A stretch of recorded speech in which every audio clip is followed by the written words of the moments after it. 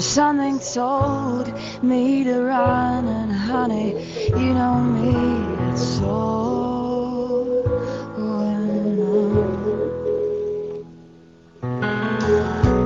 there were sounds in my... What's going on, everyone? I am Jim Shear, writer of the Indie Ear blog on ifc.com, and I will be your host today for a very special episode of Music Scene on Paltalk.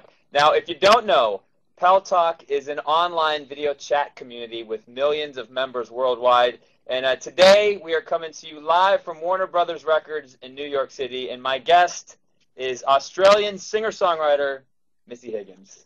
Hi. Welcome, Missy. Thank you. And before we start today, we do have some ground rules. I'm sorry. If you want to ask Missy a question, make sure that the microphone on your computer is working, and then click the raised hand icon on the bottom of the screen, and then our show screeners will get in touch with you. We'll put you in the queue, and we will load up as many questions as time permits. So let us begin. Wow. This is so modern. And we said before this even started, this is your first cyber interview. It is. It's my first experience with this whole interacting with people on the other side. It's great. And for those that are watching, if you see Missy sort of veering off to the right, we have a computer monitor there, so we can see sort of everyone who's online right now. We can see a couple of people scratching their noses and smoking cigarettes. Right. I don't think they realize we can see them. We got a chuckle. Yeah. But I want to thank you for coming in, because I know yesterday you were in the D.C. area. I was, yeah. We were in Washington yesterday and then Philadelphia the night before. And then tomorrow you're in St. Louis. Tomorrow we go to Kansas City. Kansas City. Yeah. Kansas City. And that's the end of the tour. That's it. Mm-hmm. Okay. My first question for you is it odd for you, being a big sensation in Australia, to go from playing stadium-sized crowds to club-sized crowds here in the U.S.?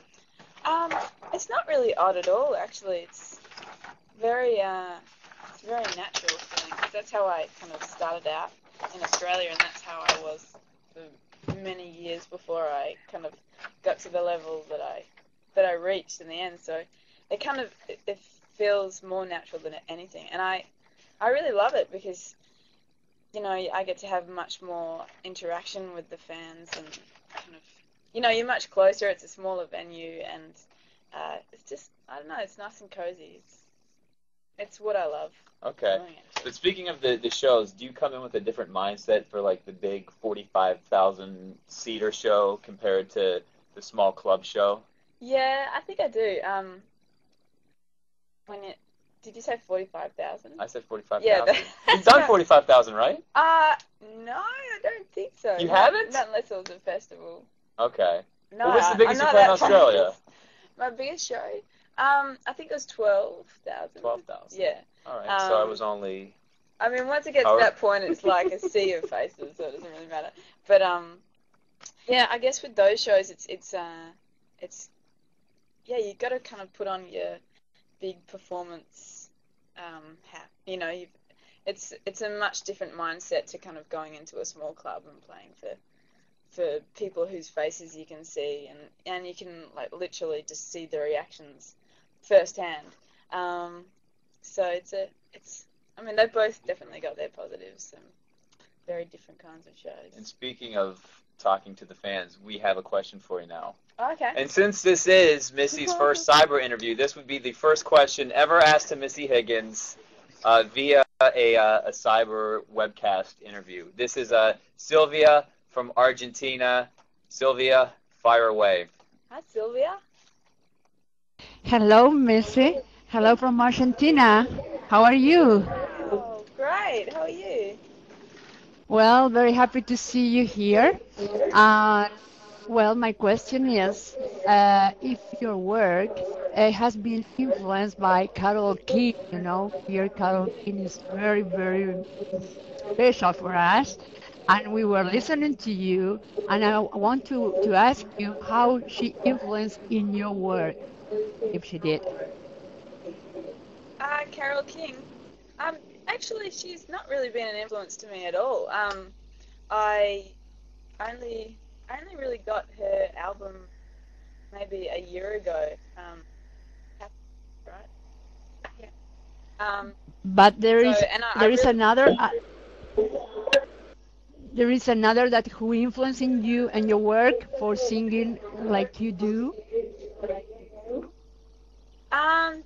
yeah, I mean, there's a lot of people that have influenced me. I first started listening to, I guess, the music that my brother and my sister. I should probably talk to the camera, right? My brother and my sister listened to a lot of